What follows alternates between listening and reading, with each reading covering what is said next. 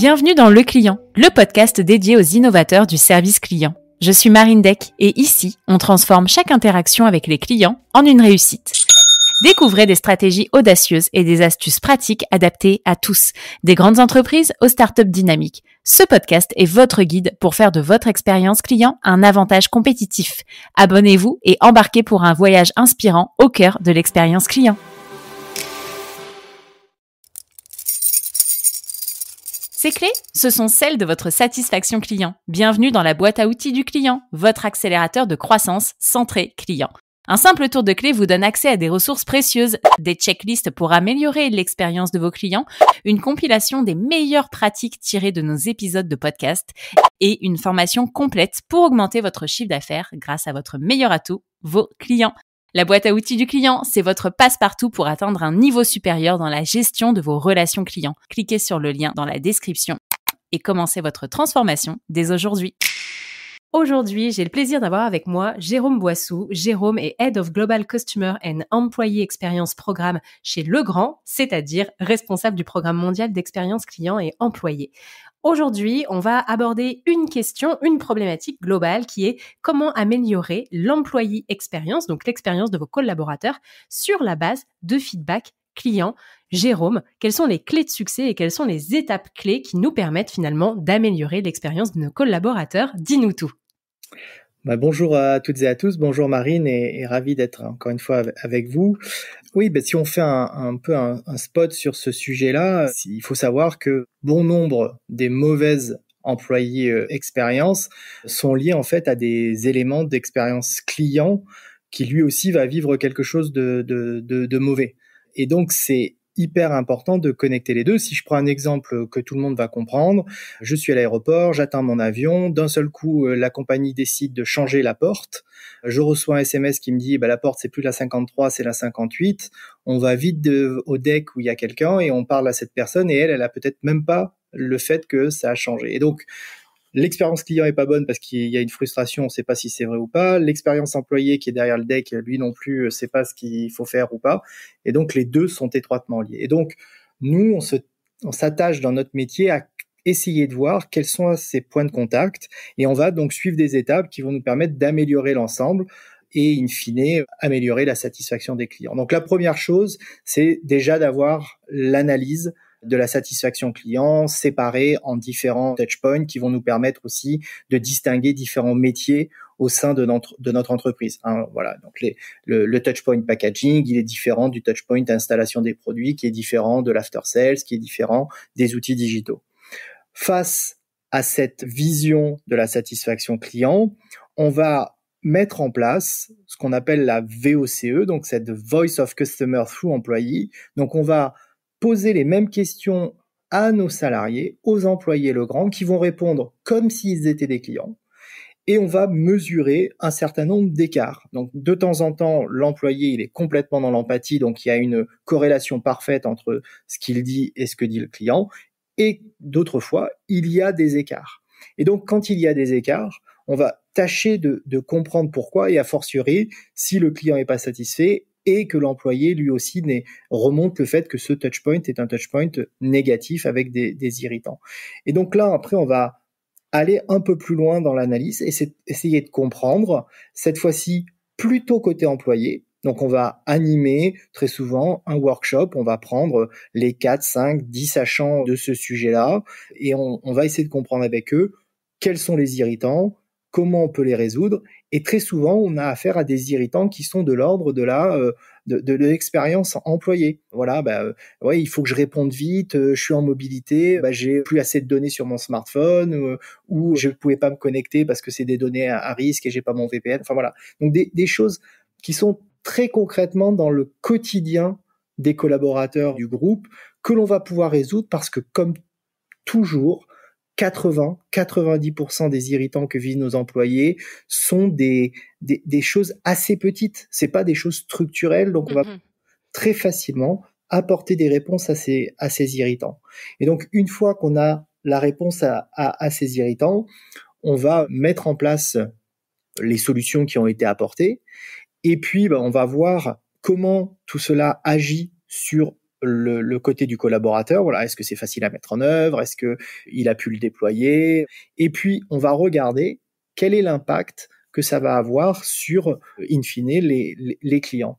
Et donc, c'est ça qui est très intéressant parce qu'on s'aperçoit quand on va résoudre des problèmes côté collaborateur, encore une fois, d'employé expérience, on va très souvent voir que ça a un impact sur des dizaines, voire des centaines de cas clients, même des fois au-delà du périmètre qu'on s'était fixé de pays ou d'ordre département interne de Legrand. Donc ça, c'est une approche qui est vraiment extrêmement intéressante et qui nous sert comme ça de méthodologie pour prioriser les sujets. Donc alors attends, si je reprends ta méthodologie, donc tu récoltes des feedbacks de clients qui verbalisent certains irritants. Sur la base de ces irritants, j'imagine que tu vas améliorer finalement ta Customer Journey Map, tu vas placer des irritants et c'est d'ailleurs aussi pour ça que dans les Customer Journey Map, on nous recommande aussi d'aller associer finalement c'est même pas seulement dans les touchpoints, mais c'est aussi d'aller associer les courbes d'émotion des collaborateurs et de faire pointer les moments clés de votre parcours client avec certains collaborateurs pour effectivement pouvoir avoir le côté miroir finalement de l'expérience. Donc, tu mets les touchpoints des clients dans ta Customer Journey Map. Ok, tu les as. Et après, tu fais du coup ton enquête. C'est même pas une enquête miroir exactement ce que tu fais. C'est un vie-ma-vie de client avec les collaborateurs. Une enquête d'empathie qui nous permet à la fois de vraiment voir où on se situe. Parce que le fait de relever les symétries des attentions et les émotions ne suffit pas. Il faut aussi pouvoir les placer en termes de priorité. Parce que on va pouvoir toujours donner des émotions qui vont être négatives. On va dire oui, là, il y a un vrai problème. Mais si c'est pas le problème que vit le client ou inversement, enfin, c'est pas le top sujet, on va résoudre des problèmes qui ne sont pas à la fin les top priorités des clients. Donc, les deux sont importants, hein, cette symétrie et par la suite la mesure de cette empathie. Alors, et donc du coup, si on reprend notre exemple de porte dans l'aviation, donc le client dit qu'il n'est pas content parce que la porte qui a été annoncée finalement a changé, tu recueilles ce feedback-là. Et en parallèle de ça, tu vas aller interroger le collaborateur qui va te dire que effectivement, en se projetant en tant que client, ce pain point est particulièrement irritant. Donc, tu observes finalement une corrélation des émotions négatives sur ce pain point. Tu convoques finalement toutes les personnes qui sont pertinentes pour faire un atelier sur la base de ce pain point. Tout le monde dit que effectivement c'est un irritant particulièrement important et du coup vous passez en phase d'amélioration, c'est ça? Exactement, et on va réunir les personnes qui sont derrière le deck, cette fois-ci côté de la compagnie aérienne, pour leur dire, bon, et vous aujourd'hui, vous le gérez comment au quotidien? Alors on le gère mal, ça génère des émotions négatives, parce qu'en effet, les clients viennent se plaindre. Bon, et comment on peut résoudre ça? Ça veut dire qu'il faut qu'on ait l'information au même moment que finalement les clients l'ont, et c'est quand même bizarre que le reçoive via un SMS de la compagnie et que nous, derrière le deck, on soit pas informés.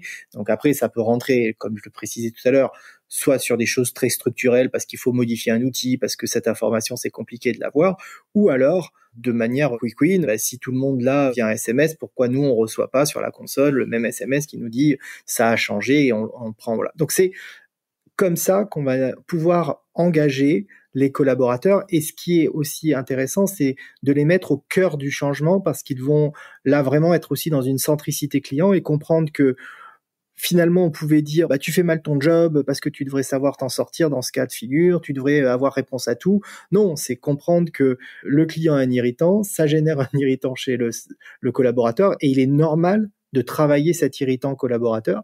Et une fois qu'on va l'avoir résolu, on va voir que ça va ressurgir sur une meilleure satisfaction du client qui va recevoir son SMS, va aller voir la personne deck qui va dire oui, en effet, monsieur, c'est bien au deck 53 qu'il faut que vous vous rendiez. Donc, c'est très valorisant aussi sur le fait que ça montre que le travail au quotidien, qui peut paraître pas bon, l'améliorer va avoir un impact très positif sur la totalité de la chaîne de valeur. Et totalement. aussi, parce que là, on a pris un exemple, et c'est le premier qui m'est venu en tête, qui est très front, mais c'est totalement vrai. Si je reprends un sujet qui me tient à cœur, le packaging, dire voilà, il y a des clients qui sont pas contents et la personne du packaging a dit bah oui, mais moi j'avais fait 14 propositions, vous en avez retenu une, c'est pas ma faute. Pourtant voilà. Et donc c'est travailler ensemble sur la résolution de ces cas en lien avec les problèmes clients. Et comment tu mesures ? Tu mesures via tes enquêtes de satisfaction client ou tu vas aussi mesurer l'expérience collaborateur ? Alors, on va faire les deux. En l'occurrence, là, quand on est très lié à la satisfaction des clients, on va toujours le faire sous le format enquête relationnelle, voire transactionnelle sur un certain nombre de sujets. Mmh. Il y aura toujours cette VOCE qui va nous permettre de vérifier est-ce qu'on est mieux ou moins bon dans l'empathie. Donc ça, voilà, on va s'arrêter là. Après, ce qui relève de l'enquête employé expérience, est-ce que ça rentrera dans l'enquête d'engagement ? Sûrement pas à ce niveau-là de précision. Est-ce que ça peut aller dans des pulses ou dans d'autres analyses de life cycle ? Peut-être. Voilà, il faut vraiment pour le coup là que l'irritant ait généré des vraies problématiques dans un service.